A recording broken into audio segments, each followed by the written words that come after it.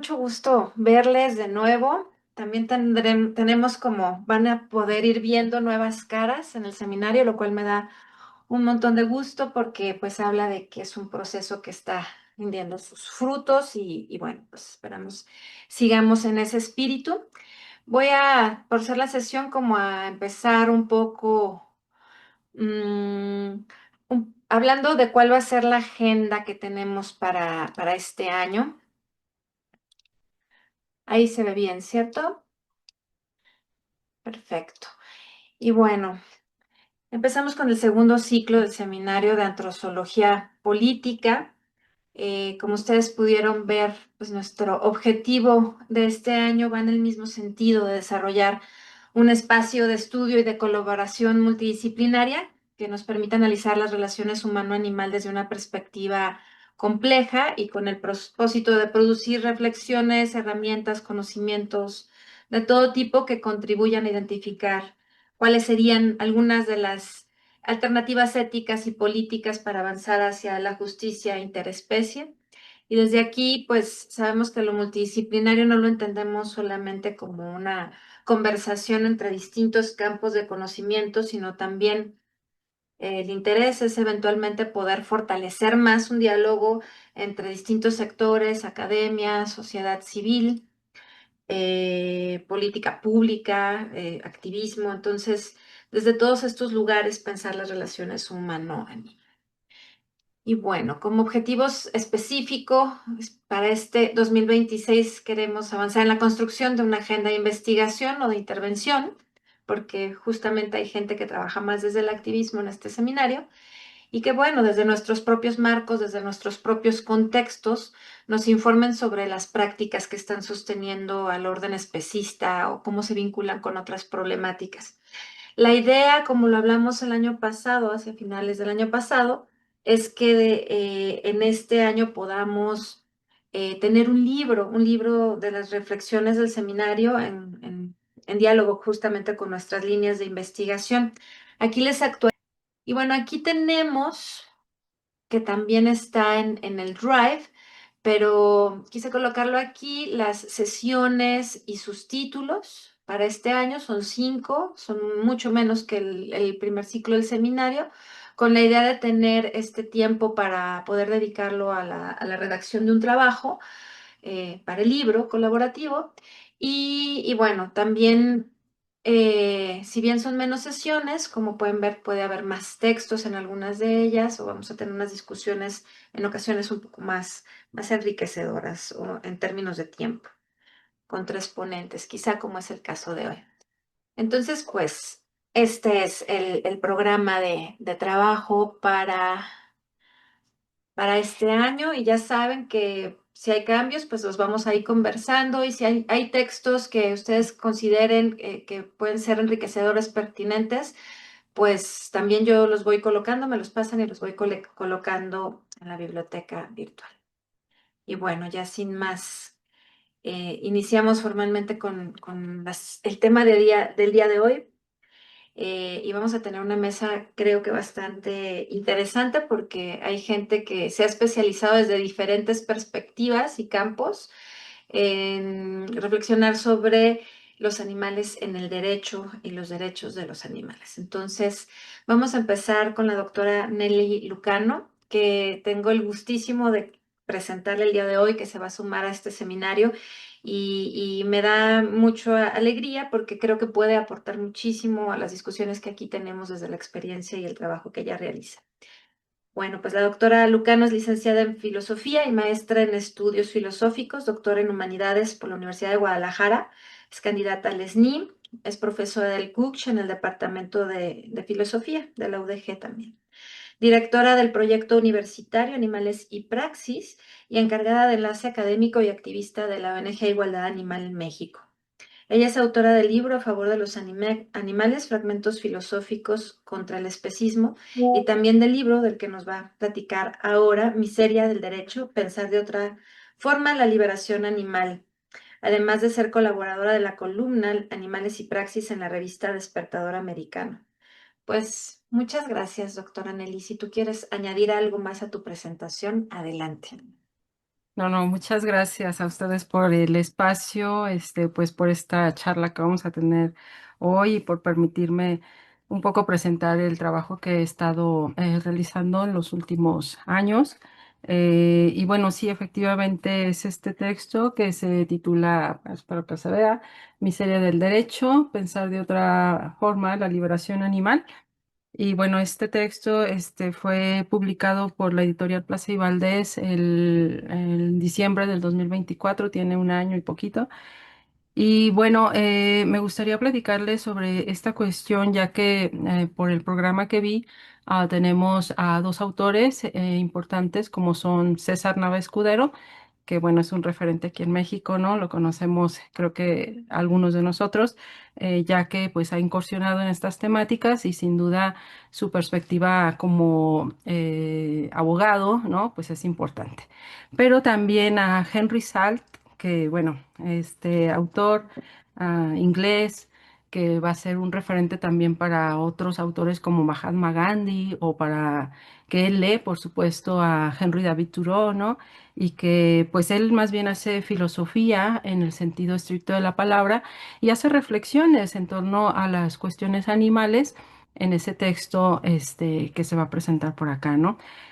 Bueno, lo que yo hago pues no es ni lo que hace César Nava ni lo que hace Henry Salt, sino más bien es un análisis a partir de una perspectiva marxista, es decir, es una filosofía del derecho. Yo no soy abogada, me considero un poco más filósofa, pero desde el marxismo, ¿no? Bueno, entonces, como ustedes pueden dar cuenta, si alguien conoce un poco el trabajo de Marx, Miseria del Derecho hace una referencia a Miseria de la Filosofía, que es una crítica que hace Marx a Proudhon. Y bueno, esta crítica que hace Marx a Proudhon viene principalmente porque en la economía política que se hacía en aquel entonces, pues se tomaban las categorías de manera acrítica, ahistórica, ya dada, ¿no? Es decir, como si las categorías fueran naturales y se imponen y no hay que cuestionar nada, ¿no? Bueno, Marx, en ese texto de Miseria de la Filosofía, pues hace esa crítica a todos esos economistas políticos que se toman las categorías de manera ahistórica, ¿no? En esas lecturas que yo tengo de Marx y el Capital no sé, la ideología alemana, entre otras, o a Engels, pues me doy cuenta que el derecho sufre, por decirlo de alguna manera, sufre de la misma condición que sufría la economía política y otras instituciones, ¿no? Alrededor del capitalismo. Bueno, ¿por qué digo esto? Porque el derecho se ha tomado las categorías, al menos las que impone a los animales, como es la categoría de cosa, que es una categoría muy antigua, la de res específicamente, que se traduce en propiedades, bienes muebles, bienes inmuebles, ¿no? Y en nuestros entonces que también se categorizan como mercancías por toda esta tradición.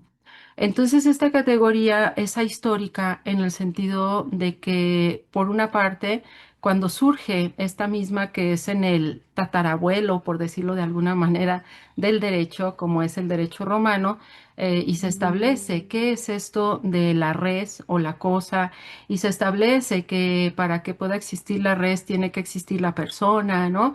Y incluso los romanos, afortunadamente, pues son muy claros y entonces nos hablan de una personalidad donde no todos los humanos son personas, habrá humanos que son cosas, incluso como los esclavos, es decir, son res, y entonces esa idea falsa que luego se esgrime por los que hacen ejercicio del derecho en la actualidad y dicen no es que los animales no pueden ser personas porque las personas son solamente humanos, es falso por una parte porque hay que revisar la historia del derecho y la historia del derecho nos dice que no siempre todos los humanos fueron personas, por una parte, ¿no?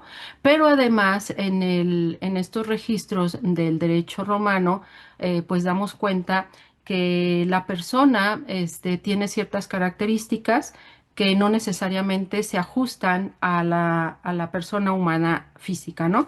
Es decir, se nombraba a las personas en esas relaciones que se establecían como obligaciones jurídicas y por lo tanto para los romanos, pues una persona podría ser la iglesia o un hospital o un hospicio, lo que nosotros conocemos como personas morales, pues, ¿no? Y, o lo que Hans Kelsen luego va a decir, pues estas son ficciones jurídicas. Bueno, entonces es también falso que no, que solo las personas humanas son personas, ¿no? Ahí tenemos claros ejemplos de que no es verdad. Es decir, hay personas no humanas que son personas, como son las ficciones jurídicas que acabo de mencionar. Bueno, entonces este concepto, si nosotros no recurrimos a la historia del derecho, pues caemos en la creencia de que efectivamente el concepto de cosa es propio de los animales, ¿no? Cosa que es nuevamente falsa. Y vuelvo a decir falsa porque el que algo haya sido categorizado como cosa no quiere decir que sea perenne y por toda la historia. Son relaciones sociales que establecemos nosotros según las condiciones sociohistóricas en las que nos encontremos, ¿no? Obviamente, los esclavos fueron descosificados en el sentido, mejor dicho, desobjetivados en el sentido jurídico de la palabra y entonces acreditan ya una personalidad, ¿no? Bueno, ¿por qué no podría suceder lo mismo con los animales, ¿no?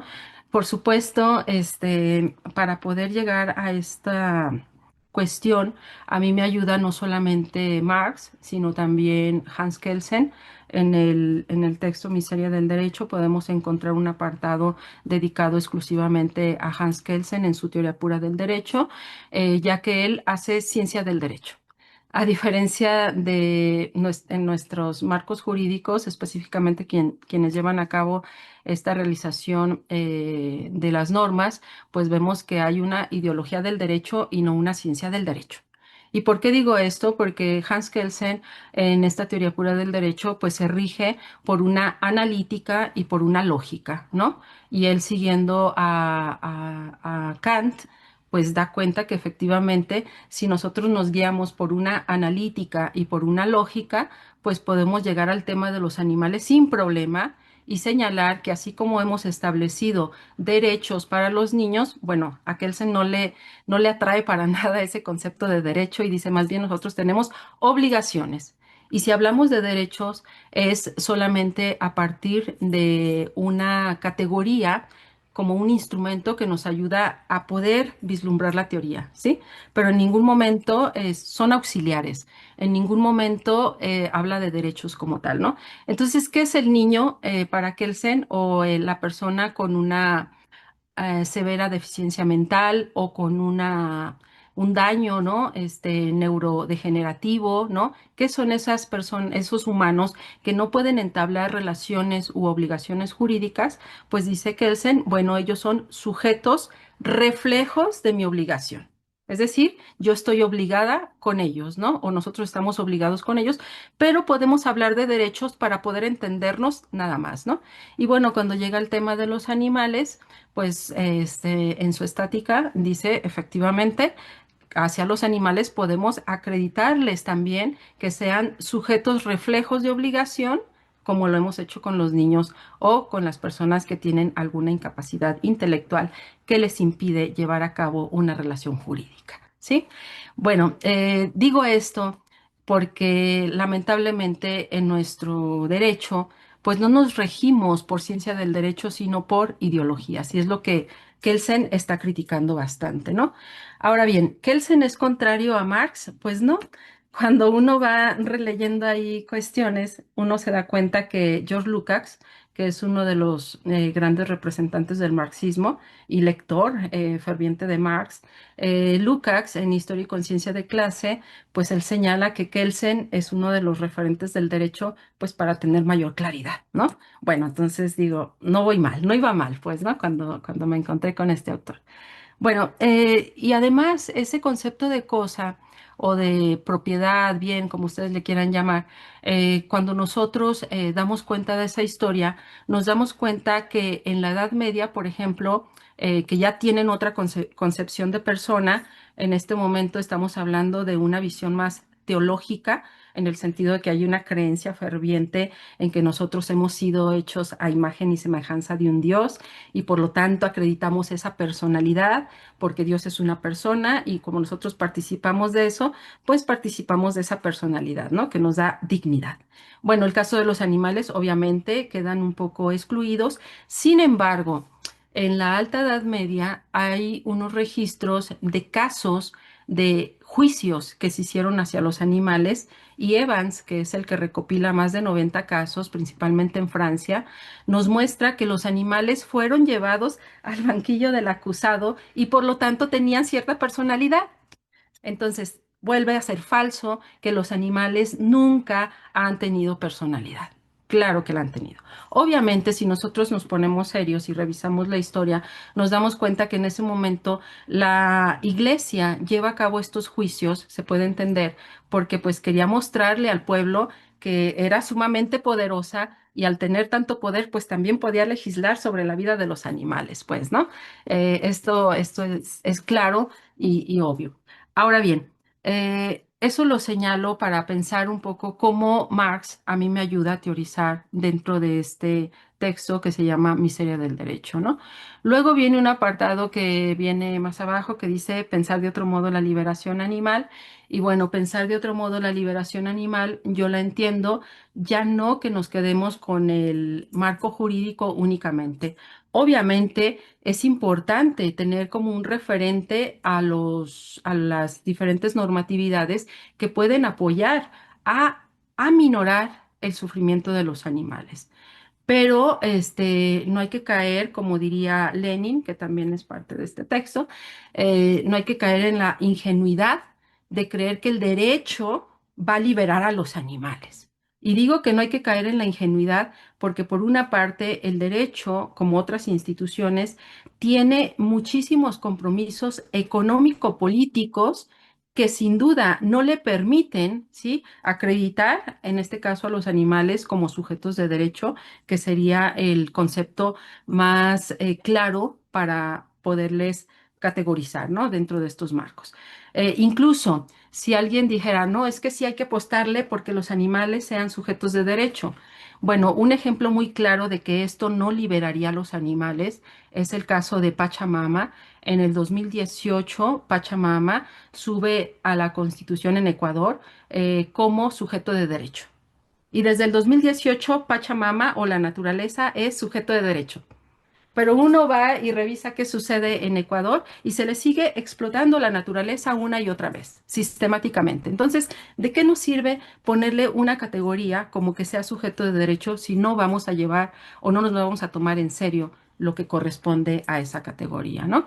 Entonces, pensar de otra forma o de otro modo la liberación animal implica, por una parte, señalar que el derecho no va a darnos la liberación animal en este momento. ¿Qué es lo único que nos puede ofrecer el derecho?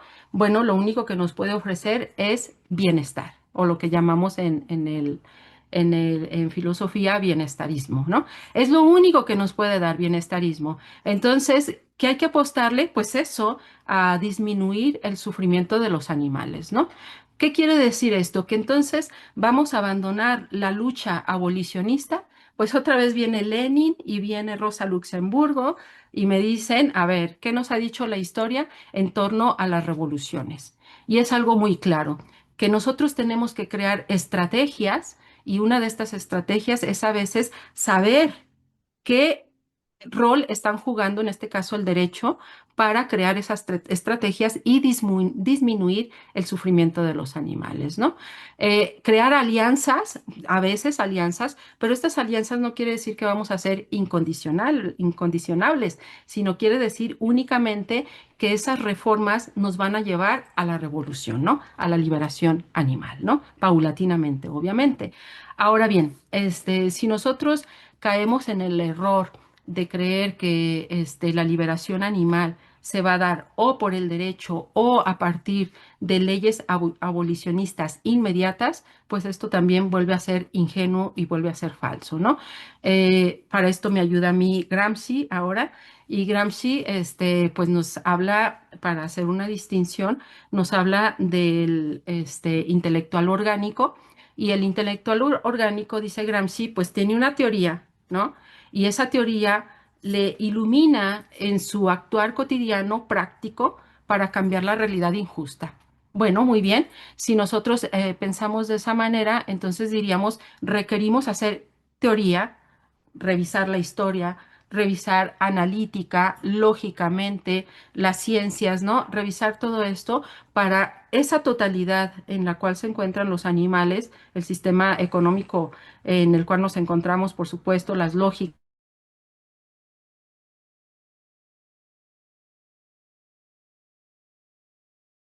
efectivamente estrategias que nos lleven paulatinamente a ir reconociendo, ¿no? De manera social, pues la importancia de cuidar a otros animales, ¿no?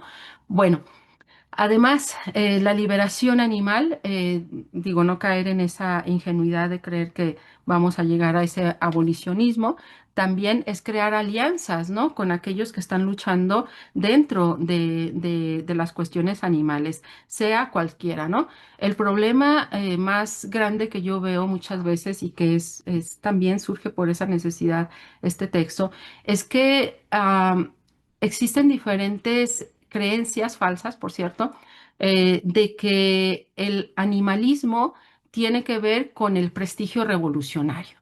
¿Y qué es eso del prestigio revolucionario? Pues no es otra cosa más que creer que hay que estar haciendo críticas a los compañeros o compañeras de otras organizaciones, señalando que son bienestaristas, haciendo pues un sinfín de cosas que en vez de ayudar al movimiento animalista, específicamente a los animales, estamos en contra y estamos haciendo creer que son enemigos cuando en realidad son aliados, ¿no? Y bueno, esa cuestión me parece muy importante porque entonces pensar de otro modo la liberación animal implica que tengamos el objetivo bien claro y el objetivo son los animales. No es mi prestigio revolucionario de si yo voy a ser más influencer o esas cosas que luego se inventan las gentes, ¿no? Sino que sea claro, el objetivo son los animales, ¿no? Y por los animales hay que hacer diferentes estrategias. Bueno. Además, hay una categoría muy importante rescato yo en este texto, que es lo inapropiable. Y la categoría de lo inapropiable quiere decir que entonces los animales tienen mundos subjetivos propios que los hace únicos e irrepetibles como somos también los humanos. Es decir, nosotros no podemos ser propiedad de nadie porque entonces nos objetivamos o nos cosificamos según sea el caso. Y bueno, en el caso de los animales, pues sucede lo mismo, ¿no? Y al ser inapropiables, pues entonces habrá que sacarlos de los marcos jurídicos. Es decir, podemos empezar quizás en algún momento a hablar, sí, de que los animales son sujetos de derecho para empezar a disminuir, ¿no? Ese sufrimiento de los animales, pero nunca quedarnos en eso que los negó, que es el derecho. El derecho negó a los animales históricamente hablando como seres sintientes, como seres que merecen respeto y por lo tanto es hora también de nosotros negar el derecho como fuente para liberar a los animales, ¿no? Entonces, lo inapropiable nos ayuda a pensar nuevas relaciones con los animales, no desde los marcos jurídicos, sino desde otras formas de organización, de lucha social que podemos establecer todos y todas, ¿no? Obviamente este es un camino largo, otra vez refiero a Lenin o a Rosa Luxemburgo, este es un camino estratégico que va a requerir muchas derrotas seguramente, pero también pensar que esas derrotas siempre van a ir llevando a fortalecer este movimiento, ¿no? Y por otra parte, bueno, Miseria del Derecho también hace referencia a estas dos grandes alas del derecho, como es el ius naturalismo y el ius positivismo, es decir, el derecho natural y el derecho positivo, ¿no? Y digo estas dos alas porque en el marco del derecho natural que ha sido humanocéntrico en todo su sentido, nos encontramos con una definición en el Corpus Juris Civilis, que es el tatarabuelo, por decirlo de alguna manera, del derecho nuestro actual. Y en el Corpus Juris Civilis nos encontramos con la definición de Ulpiano, y Ulpiano dice que el derecho natural no es exclusivo de los humanos, sino que lo compartimos con otros animales. Entonces, si tenemos como base esto, pues podemos elaborar en todo caso un derecho autónomo para los animales, es decir, no un derecho que dependa de los humanos para acreditar cuáles sí y cuáles no, sino donde estén incluidos todos los animales, ¿no? Y podemos partir nuevamente de los mismos marcos del derecho, ¿no? Y el use positivismo, pues ya lo he dicho, es Hans Kelsen, que también ha tratado el tema de manera seria, la cuestión sobre nuestras obligaciones hacia otros animales, ¿no? Bueno, como pueden ver, pues mi serie del derecho es un poco o un mucho marxista. A mí me ayuda a hacer una crítica al capitalismo y termino un poco ya con esto para darle la palabra a los demás compañeros, compañeras. Eh, Cuando nosotros pensamos efectivamente que podemos, no sé, en este caso, liberar a los animales, no es una cuestión particular, es una cuestión social. Y entonces pensarlo desde el marxismo es hacer una crítica también al capitalismo. Es decir, no podemos pensar que se va a liberar a los animales dentro del capitalismo. El capitalismo los ha cosificado en términos ahora sí de George Lukács, de Historia de Conciencia de Clase, los ha cosificado y por lo tanto, como son materia prima, por decirlo de alguna manera, que produce grandes riquezas, pues no los va a soltar tan fácil, ¿no? A menos que ya no existan o que sean inservibles, ¿no? Para crear riquezas. Entonces, la crítica para pensar una liberación animal también tiene que ser una crítica a este modelo capitalista que trae explotación hacia humanos y hacia no humanos, ¿no? Que cosifica las relaciones humanas, pero también las relaciones con otros animales, ¿no? La relación con la naturaleza, no se diga. Entonces, pensar la liberación animal es pensar una crítica o un agrietamiento, por lo menos, al sistema capitalista, ¿no? Bueno, pues aquí se los dejo. Estoy a sus órdenes, cualquier duda, cualquier comentario que tengan. Muchas gracias. Muchas gracias, doctora Nelly. Sí, hacia el final hacemos la parte de comentarios y discusión, pero antes, si nos puedes decir cómo conseguir el libro, porque Gandhi promete pero no cumple que lo imprime. Entonces, ¿cómo podemos Sí. conseguirlo?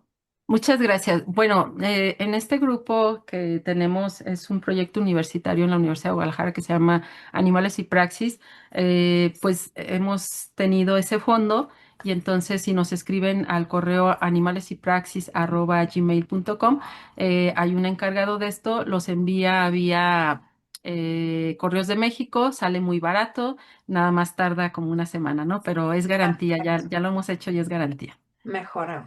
Muchas gracias, Nelly.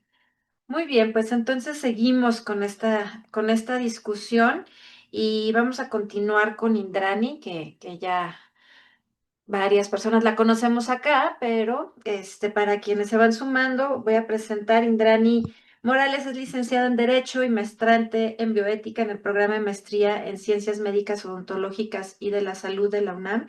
Es profesional de la facultad, profesora de la Facultad de Medicina, donde lidera el programa institucional de ética y bioética y se desempeña también como secretaria adjunta del Comité de Ética en esta misma institución. Fue parte del comité organizador del Congreso Internacional de Bioética en la Facultad de Medicina y es parte del programa de profesionalización docente en esta misma facultad. Se ha desempeñado como mediadora en materia de derecho civil y como directora de asociaciones civiles sin fines de lucro. Indrani, te escuchamos. Va Muchas gracias por la además en su presentación. investigación.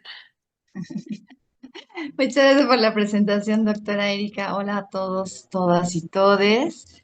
Pues mucha responsabilidad hablar después de la doctora Nelly, pero bueno, haremos lo que podamos. La verdad es que yo tengo el libro, lo presumo aquí,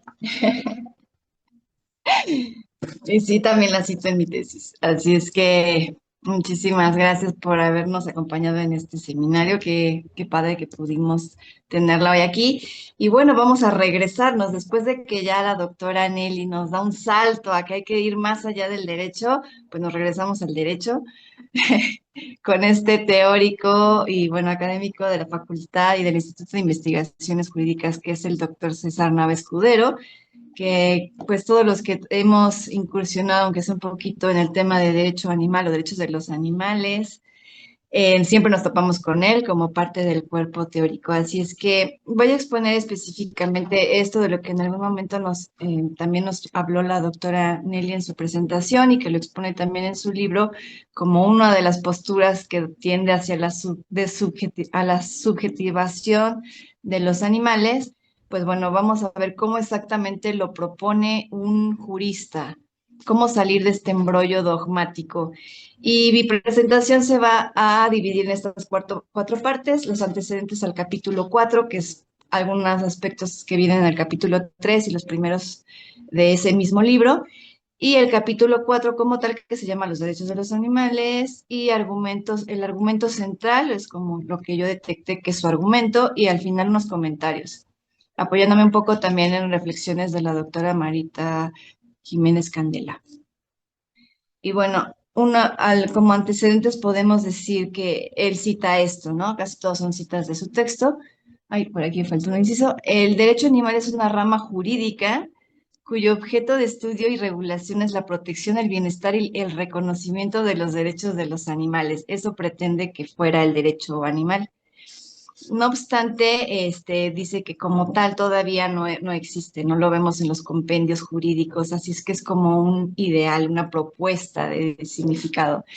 El derecho animal se refiere al derecho objetivo y no al derecho subjetivo, y que para los que no son juristas de pronto suena como a un embrollo y él lo aclara aquí como muy fácil diciendo que pues todo lo que está escrito en una norma jurídica, en una ley, en un cuerpo jurídico, cualquiera que sea y esté vigente, pues es el derecho objetivo. Y en el momento en el que ya se hace específico para aplicarse o referirse a un caso concreto y puede ser usado por una persona, entonces se subjetiviza, ¿no? Se hace subjetivo. Y entonces pretende que el derecho sea independiente, el derecho animal, que fuera diferente de cualquier otra rama y reconoce que pues cuando hablamos de derecho animal, pues se tiene que confluir el derecho privado, el público, el derecho internacional y el derecho nacional. Y efectivamente, si nos ponemos a ver en qué tipo de cuerpo jurídico vemos cuestiones relacionadas a los animales, vemos que son de distintos niveles de aplicación y también de distintas materias del derecho civil, privada, mercantil, o sea, hasta en el penal ya están, ¿no? Entonces yo aquí retomo una definición muy fácil que encontré en Editorial Tirant, y que viene así diferenciado.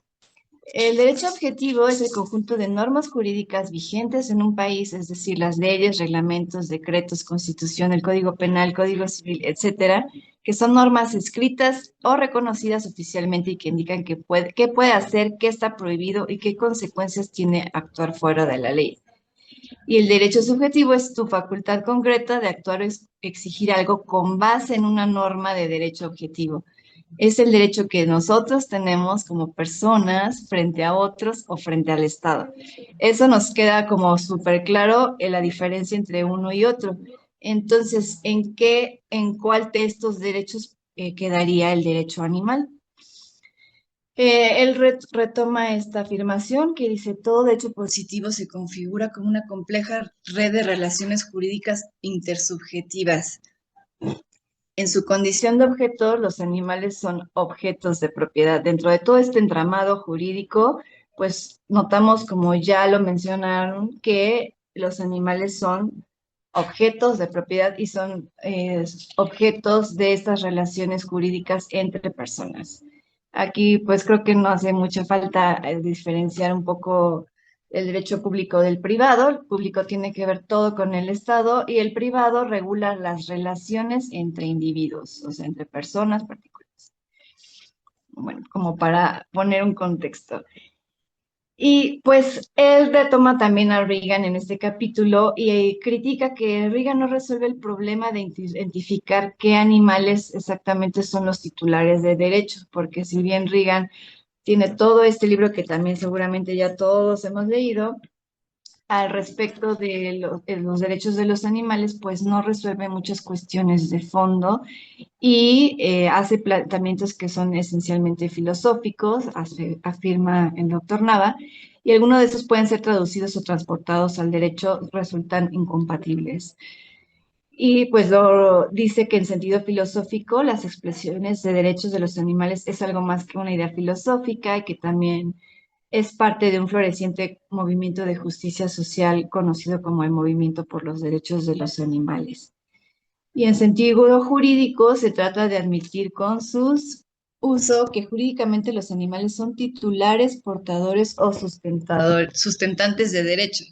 Y plantea qué queremos hacer de serlo desde el sentido jurídico o desde el sentido filosófico. Si estamos hablando de derechos de los animales, se puede ver desde distintas acepciones, desde distintas materias.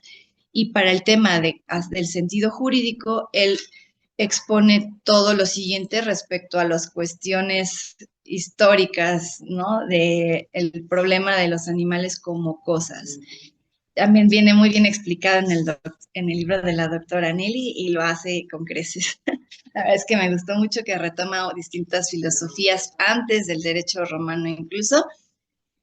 Y bueno, aquí en el derecho romano tenemos que hay propiedades mancipables que pueden dejar de estar, pueden venderse, transmitirse, pero también liberarse y requiere de ciertas formalidades que se usaban en aquella época, como pronunciar que esta persona es libre y que nadie respondiera, ¿no? Eran formalidades que se hacían desde esa época, pues digamos con un tanto de solemnidad, pero podían salir de ese régimen de propiedad.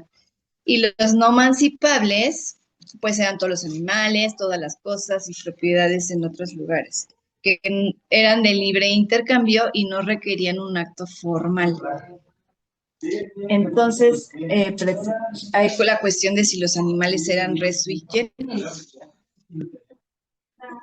Perdón ese ruido. Y vemos que pues tiene que ver muchísimo con la utilidad, estas diferenciaciones que hacían en el derecho romano. Después se expone que se puede abordar de una visión filosófica o desde un punto de vista sociológico, desde la perspectiva de la teoría política o desde un enfoque netamente jurídico, pero ¿qué argumentos serían los de mayor relevancia jurídica para predicar verdaderamente derechos a los animales?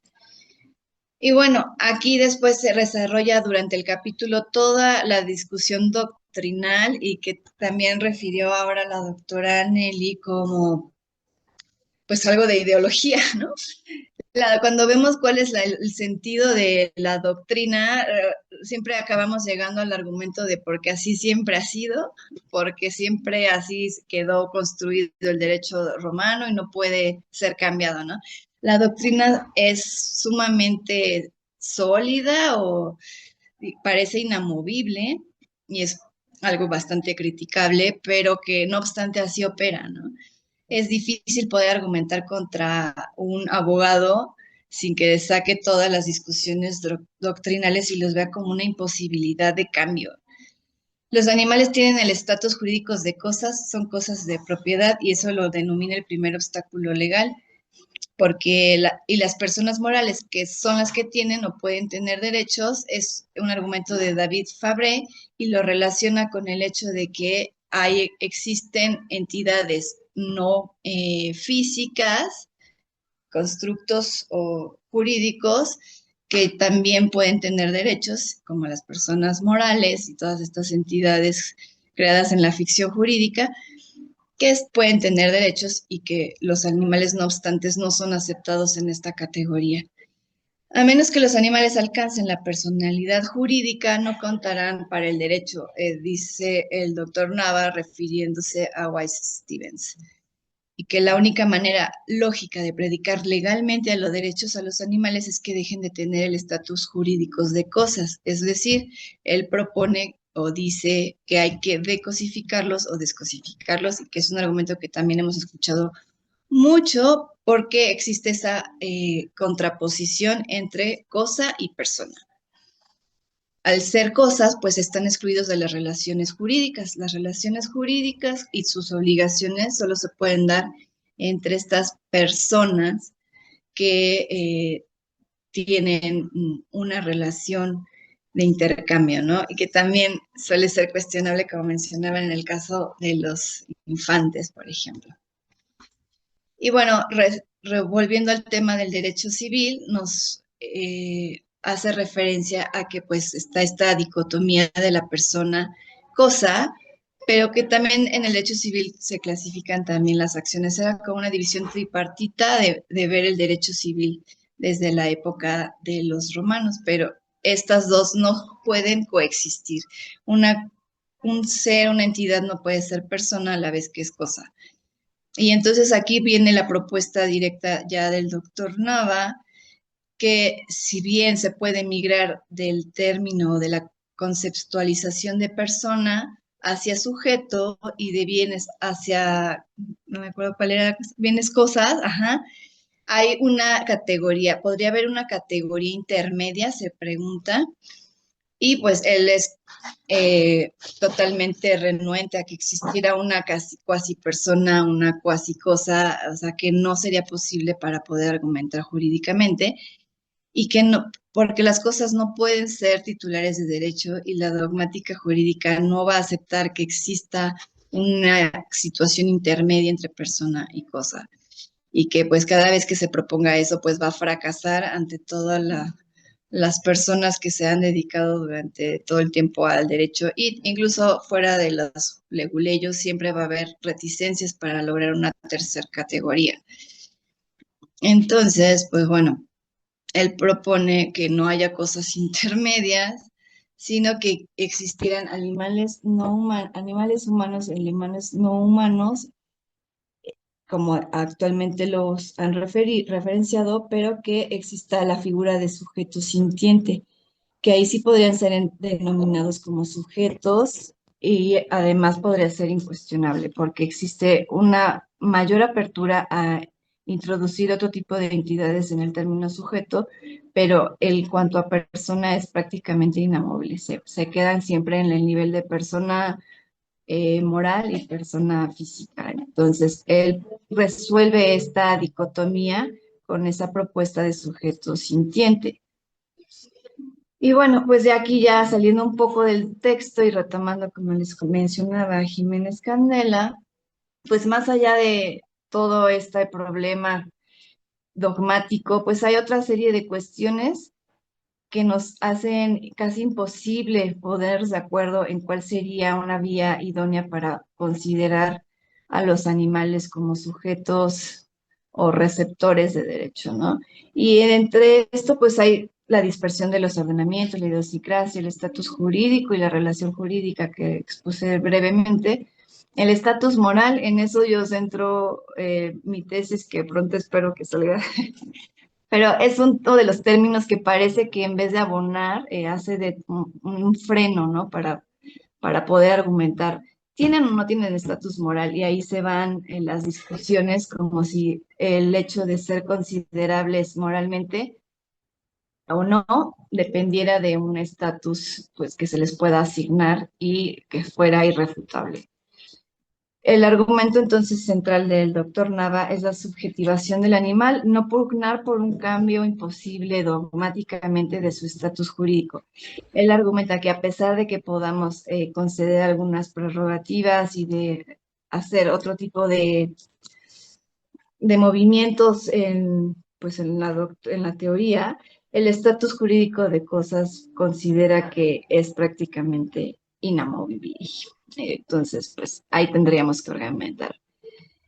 Eh, Creo que pues por aquí otros comentarios que puedo agregar eso a esto es todo lo que se ha logrado, todas las denominaciones que se han hecho de los animales, que si bien son desde la sociología, desde la política y desde otras áreas del conocimiento, no acaban por impactar realmente en el derecho. Y cuando impactan, ¿qué sucede?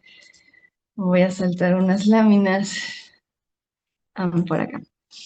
Este, Existen ya leyes de protección, o ya todas las entidades federativas contamos con una ley de protección a los animales que dicen que son sujetos de derecho, sujetos de protección o que son seres sintientes, pero nos encontramos, como lo refería ahora la doctora Nelly, con que no tiene un efecto, ¿no? ¿Qué pasa con que sean sujetos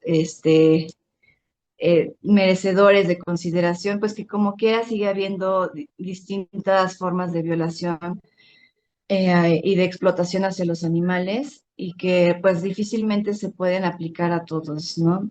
Hay una serie de reglas, digamos, hacia cuáles vamos a aplicar esas leyes locales, pero hay otras reglas federales que pues están por encima, que invalidan en mayor medida las leyes de protección locales.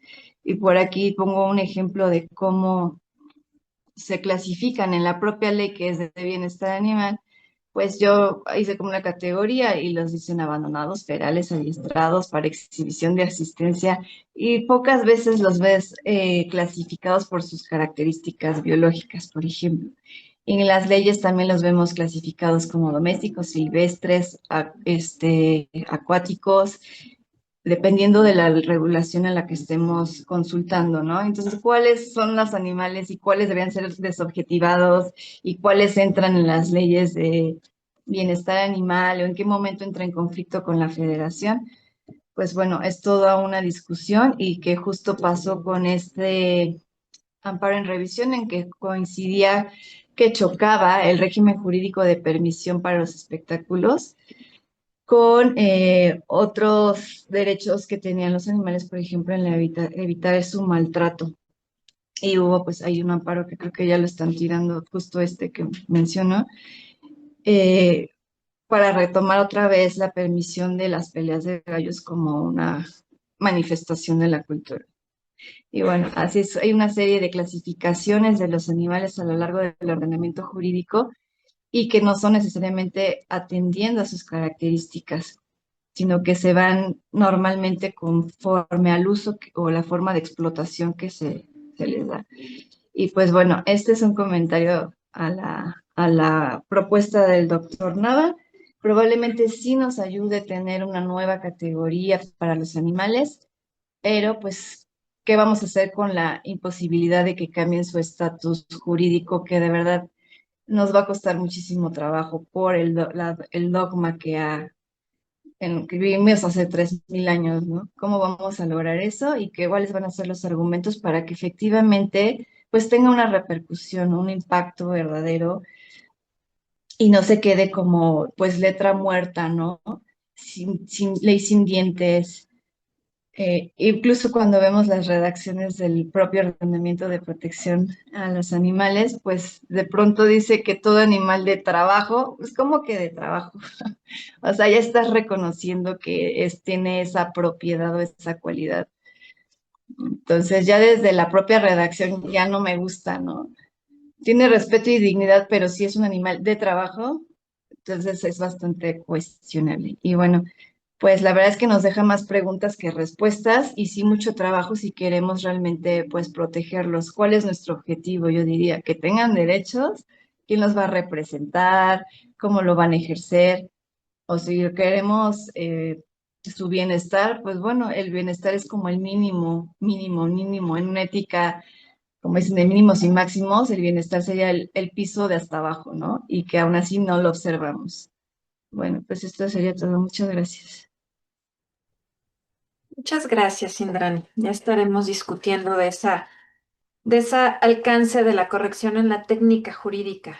No sé si lo digo bien, pero ya me dirán. Y bueno, vamos continuando ahora con Susana. Ella, como saben, es licenciada en Derecho, cuenta con estudios de maestría en Medio Ambiente y Desarrollo Sustentable. Actualmente está cursando el posgrado de Derecho Animal en la Universidad Michoacana de San Nicolás Hidalgo y ha fortalecido su formación mediante cursos y diplomados especializados en protección animal. También ha trabajado como prestadora de servicios técnicos en la CONAFOR, así como asistente y colaboradora en el programa de Medio Ambiente de la Ibero y ha sido profesora de asignatura en la Facultad de Ciencias de la UNAM. Actualmente está trabajando como investigadora independiente y, como sabemos, cuenta con una trayectoria importante de más de 30 años de activismo en defensa de los derechos de los animales, con incidencia legislativa, educación y sensibilización. Entonces, Susana, te escuchamos, pero no vemos bien tu presentación, te Es aviso. lo que ya se ve, pero no, ¿verdad? No, O se sea, ve sí, como pero la no. barra del navegador.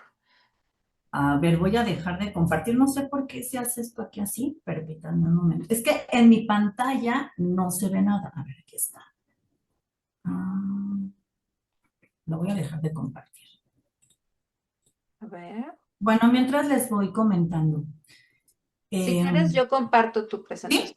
Sí. Porque es que ya me hice aquí bolas, pero ya la dejé. Ah, stop share. Bueno, les voy comentando. Yo todavía me voy a ir todavía más atrás. Y la intención de presentar a Henry Salt es porque, pese a que es una de las referencias en materia de derecho animal y para los estudios críticos animales, en diversos diplomados, cursos especializados y en otros lados en donde han dado, rara vez se le hace mención. O sea, sí dentro de los textos puede aparecer, pero creo, o al menos es mi percepción, que a menos que ya se esté en círculos mucho más especializados, es en donde se le nombra y donde se le hace presente. Entonces, hoy les quiero presentar el libro de Animal Rights, que publica por primera vez en 1892, y ya en una tercera edición, que es la de hubo unas revisiones, y en una tercera edición de 1922, de hecho incluye un prefacio conmemorativo al centenario de Lamartine's Act. Y este prefacio, que justo fue escrito por Salt, señala que desde la aprobación de la primera ley británica en contra de la crueldad hacia los animales, que es en 1822, pues se habían logrado avances importantes, como cuestionar los métodos de matanza para los animales que son utilizados en el consumo. Se incrementó la práctica de la dieta basada en plantas, del vegetarianismo. Se criticó la captura de animales salvajes, animales silvestres, para espectáculos zoológicos, y se denunció la crueldad en diversos deportes y prácticas humanas.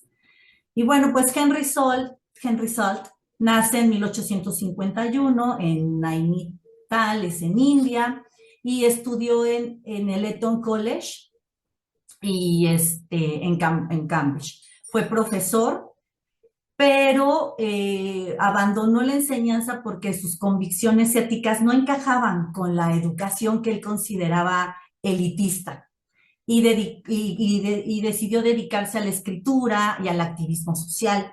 Y bueno, obviamente defendiendo una postura ética, y promovió que los animales deben ser protegidos de toda crueldad. Obviamente su obra hasta el momento pues sigue vigente, ya que muchas de sus ideas han sido retomadas una y otra vez por pensamientos contemporáneos, e incluso aunque no se le mencione. Por ejemplo, su crítica al antropocentrismo, su insistencia en que los demás animales no son simples objetos, y su exigencia al ampliar la justicia más allá de la especie humana, que bueno, hoy son parte central del derecho animal y de los estudios críticos animales. Cabe destacar que para el siglo XIX, pues este era un periodo de fuertes tensiones, que por un lado se expandía la vivisección y por el otro lado, pues la visión está mecanicista. Pero también a la par surgían movimientos humanitarios. Por ejemplo, en 1847 se funda la Vegetarian Society, en 1875 la National Anti-Vivisection Society, y en 1891 pues Salt crea la Humanitarian League. Bueno, y ahora sí, vámonos por capítulos. En el capítulo primero, Salt plantea la pregunta central de su obra es que si tienen derecho los animales, y su respuesta es afirmativa. O sea, sí se reconoce, o sea, si hay reconocimiento a los derechos de los seres humanos, pues obviamente él dice que tiene que haber reconocimiento para los derechos para los demás animales.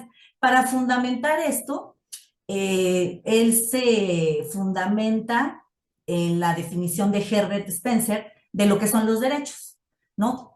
Todo hombre es libre de hacer lo que quiera siempre y cuando no infrinja la libertad de otro. Entonces, Salt utiliza esta formulación como base para hablar de derechos sin entrar en debates abstractos sobre teorías de los derechos naturales. También Sol te explica que la discusión sobre la palabra derechos, cuando se aplica a los demás animales, en gran medida es más que nada un debate semántico. Pero lo que realmente importa es, uno, si los humanos tienen derechos y obligaciones morales, entonces hay una base ética para considerar a los animales dentro del mismo marco, en la medida que se reconozca su libertad restringida y su valor como seres que pueden sentir. Y bueno, también Sol critica las doctrinas que han negado derechos o consideración moral a los demás animales, especialmente aquellas que sostienen que no tienen alma, conciencia o propósito moral, y que por ello quedaría justificada la crueldad. También Sol argumenta que estos prejuicios carecen de fundamento y que el vínculo de sensibilidad compartida entre los humanos y los demás animales debería formar parte del criterio moral. Y bueno, pues en este capítulo hace una conclusión que la expansión de la justicia no debe excluir a los animales si se acepta que existe una base moral para los derechos humanos en términos de las libertades. En la siguiente, Erika, por favor.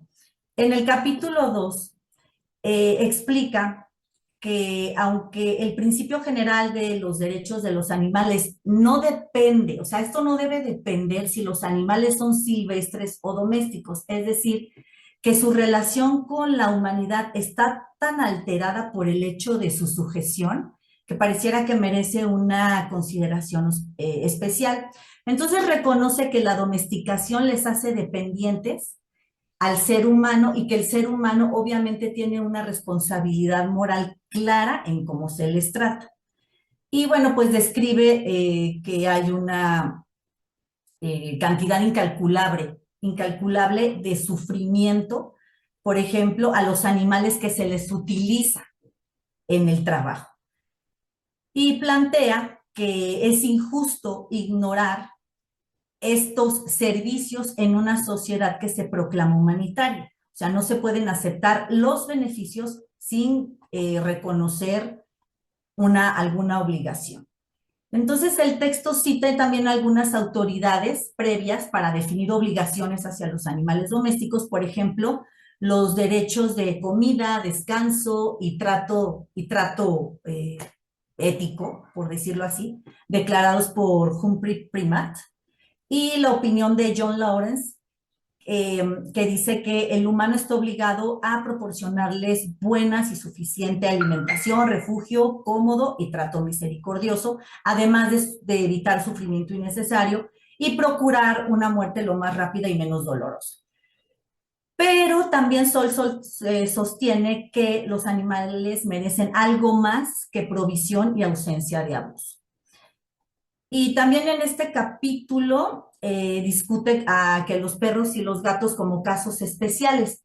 Y aunque señala que el perro probablemente es el mejor tratado, ¿no? O sea, la especie que mejor trata el humano, pues incluso no está libre del trato inconsciente, ¿no? De hecho, desde los mismos hogares, él menciona la vivisección.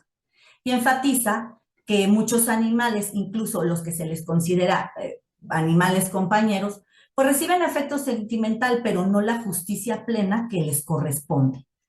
La siguiente, Erika, por favor. En el capítulo 3, bueno, que habla de los animales silvestres, bueno, él menciona que al igual que los domésticos tienen derechos y señala que esto deriva del principio general de jus animali, un derecho de los animales, y aclara que estos derechos no dependen de la propiedad, es decir, todos los animales, incluso los que no son poseídos por los humanos, merecen consideración y protección. Sal también analiza el caso de los animales silvestres que han sido capturados o que están en cautiverio.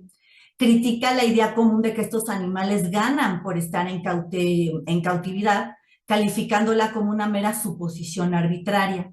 Señala que sacar a un animal de su hábitat natural y encerrarlo en una jaula donde pierde sus características esenciales, pues constituyen una negación de la teoría de los derechos de los animales y refuta que el cautiverio o el entretenimiento pueda justificar que se le quite a un animal su libertad. Sol también critica, bueno, esto ya lo dije, ¿no? Que ganen estando en cautiverio, lo señala demasiado. Y en el capítulo insiste en que la relación legítima con los animales silvestres pues debe basarse en el respeto genuino, no en ninguna fuerza ni en la degradación. Y afirma que la verdadera comprensión del wild depende de una profunda empatía hacia ellos como seres vivientes, más allá de reducirlos como curiosidades, mascotas o espectáculos, o tratarlos como compañeros. En el siguiente capítulo, la que sigue, Erika, por favor, analiza la matanza de los animales que se utilizan para el consumo humano y señala que el sistema de los mataderos es una de las manchas más oscuras de nuestra civilización. Denuncia a los métodos de matanza crueles y anticuados, destacando que esta crueldad no ocurre por accidente, sino que es una forma que parte de un sistema que la normaliza, perdón, y que la sociedad tolera por rutina o por costumbre. Esta práctica de matanza, pues generalmente se oculta a la vista del público y que pues eso también refleja una indiferencia hacia los demás animales. También refuta la idea de que el ser humano esté naturalmente destinado a comer animales, a comer carne, basándose en la anatomía comparada, afirma que el humano no es carnívoro sino frugívoro y la experiencia demuestra que la carne no es necesaria para sostener una vida saludable. Advierte que la crueldad que existe en los mataderos se ha agravado con la civilización. O sea, los animales cada vez padecen más encierro, más transportes larguísimos en condiciones de sufrimiento, se les mata con métodos que según son cada vez más refinados, pero pues, bueno, como sabemos hasta la fecha, en espacios privados, en estos dispositivos, en donde raramente las normas son, él no habla como tal, pero lo pasamos para acá, las normas son cumplidas. La que sigue, por favor, Erika. En el capítulo 5, él nos habla de los deportes, ¿no? Y este Salta analiza el deporte sangriento como es la caza, la persecución de animales con fines recreativos. Y él dice que, pues, matar por diversión no es más que un eufemismo de la crueldad o para seguir perpetuando la crueldad. Y denuncia el uso del lenguaje justo para encubrir. O sea, y este Salt no se limita a la caza aristocrática, que en ese tiempo pues era muy común que los hombres salieran a cazar a los zorros, en los caballos, con los perros, sino también se va a prácticas más populares como el rabbit coursing, que bueno, pues era más común en las aldeas del norte de Inglaterra, y pues se trataba exactamente lo mismo, personas que salían a cazar con perros, pero en este caso conejos. Y bueno, pues él lo que dice es que no importa en qué estrato de la sociedad se dé la cacería, al final de cuentas es infringir sufrimiento, es violencia y es algo que no se puede justificar.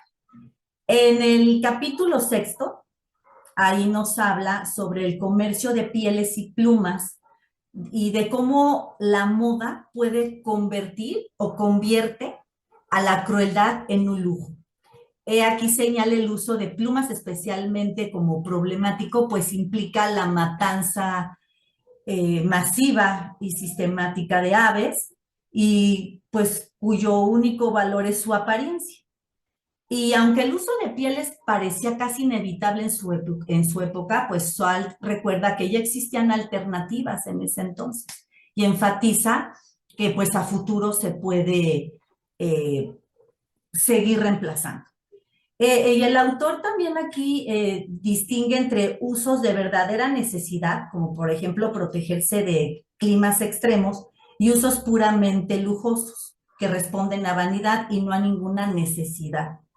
Y en este sentido lo llama la moda asesina, es decir, el uso de plumas y pieles solo por ornamentación, no lo justifica bajo ningún criterio moral. Entonces aquí Salt introduce una idea de la diferencia entre crueldad visible e invisible. O sea, muchas personas usan pieles no lo hacen por malicia, sino por ignorancia al sufrimiento que hay detrás. Aunque él afirma que si conocieran los métodos de matanza, la mayoría abandonaría esas prácticas. Y bueno, también ahí en el capítulo aporta cifras, ¿no? De que dan una muestra de la magnitud del problema. Y pues finalmente él dice que no podemos ignorar la responsabilidad que tenemos moral hacia los demás animales cuando la crueldad se disfraza de moda. En el capítulo 7, la que sigue, Erika, por favor, nos habla de la vivisección. ¿No? Analiza la experimentación con animales y la vivisección, a la que califica como tortura experimental. Y deja claro que su crítica no se dirige en contra de la ciencia en sí, sino contra la creencia de que el progreso científico puede justificarse a costa del sufrimiento deliberado de seres vivos. Señala una incoherencia moral fundamental. Los científicos admiten que los experimentos en seres humanos serían más valiosos desde el punto de vista científico, pero los rechazan por razones éticas. Sin embargo, cuando se trata de animales, esa consideración moral desaparece por completo. Pues para Salt, esta contradicción no solo se explica si se asume que los animales no tienen derechos y son tratados como simples objetos. Critica también el argumento de que la vivisección no es peor que otras prácticas aceptadas, como la matanza de animales para consumirlos o el deporte sangriento, como la caza. Sostiene que comparar las formas de crueldad no la justifica. Y pues esta defensa, ¿no?, revela la fragilidad moral de quienes intentan racionalizar la práctica. Y bueno, y reconoce que aunque muchos vivisectores actúan con seriedad y convicción, advierte que esto no los exime de la responsabilidad ética que esto conlleva. Y concluye que no puede existir un verdadero progreso científico separado del progreso moral, y que en una sociedad que normaliza la tortura animal debilita su propio sentido de justicia y humanidad. O sea, para él, respetar los derechos de los animales es condición indispensable para que la ciencia sea ética y la sociedad sea verdaderamente civilizada. Y ya por último, en su capítulo de Lines of Reform, Salt deja de lado la crítica y se centra en las vías de reforma. Aclara que su propuesta no es radical en un sentido impracticable, sino un proceso gradual de transformación moral y social en la relación que tenemos los humanos con los demás animales. Insiste que el reconocimiento de los derechos de los demás animales no exige cambios inmediatos y absolutos, sino una visión y revisión progresiva de las prácticas humanas. Y el primer paso consiste en aceptar que los demás animales no son cosas, sino seres con intereses propios y que la justicia no puede limitarse exclusivamente a los humanos. También Salt plantea que las reformas deben avanzar en varios frentes, ¿no? Desde reducir el sufrimiento en la cuestión de alimentación, en rechazar los deportes sangrientos, terminar con la moda asesina, abolir la vivisección, y que estas áreas no pueden ni deben tratarse de manera aislada porque todas dependen de un mismo principio ético, la ampliación de la justicia y la compasión más allá del ser humano. Subraya que el cambio real comienza en la conciencia individual, pero debe reflejarse también en la ley, en la educación y en las costumbres sociales. Y recuerda que muchas prácticas, pues que bueno, en ese tiempo y hoy consideradas normales, pues han sido abandonadas en el pasado, ya que pues lo que demuestra que el progreso es posible. Y pues la que sigue, Erika, por favor, pues en realidad el libro de Henry Salt, Animal Rights, plantea que el verdadero progreso humano está inseparablemente ligado al respeto hacia los demás animales. Y aunque fue escrito en el siglo XIX, pues su crítica al antropocentrismo y a la justificación rutinaria de la crueldad sigue plenamente vigente, pues cuestiona no solo prácticas concretas, sino los marcos éticos que las sostienen. Entonces, pues yo considero que el legado de Henry Salt consiste en haber trazado un camino que hoy continúa, o sea, que hoy se continúa en el derecho animal y en los estudios críticos animales y en otras tantas líneas, mostrando que ampliar el círculo de la justicia más allá de la especie humana es una condición indispensable para una civilización verdaderamente moral. Muchas gracias. Muy bien, pues muchas gracias. Déjenme pongo aquí cambiar la vista. Ya. Bueno, no sé si alguien más.